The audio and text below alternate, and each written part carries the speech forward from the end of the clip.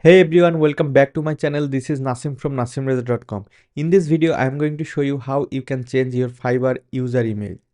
As a professional freelancer, always my recommendation is just keep your user and password safe. You can use Notion, you can use Google Drive, or you can even use your paper and pencil. But as a human being, sometimes we forget the user and password. For my case, my email was suspended. So no more talks. Let's see how we can change the email address from Fiverr Marketplace. Of course, you have to log in your account first, then we can change the password. As you can see, I already logged in my account, and for changing password we just have to go the settings, and this is the box you have to input your name, and the second box you can see the email address.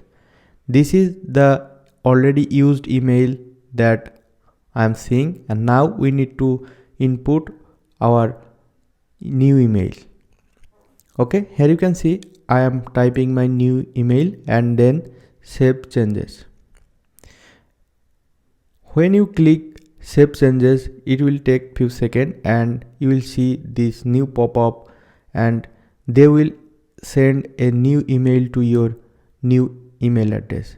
Just go to your new email address and verify the email. Just confirm. So this is a new tab, that's why it's not login in this tab. So that's why I am going to copy this URL and I will go to the same browser that I used to log in my profile, and then I just need to verify now. So it will take the phone verification option. So if your website already linked a phone number, that will be great. For my case, this is my email address and I submitted the code for verification. The best part I found, Fiverr don't need any security or any OTP from the older email. If they need the older email password, that will be complicated for me because my old email is dead. Okay, when you will get the OTP, just type here and then hit the click submit. Okay, so now submit the code and almost done, and hit OK, and here you can see a new pop-up are coming and all our email successfully verified.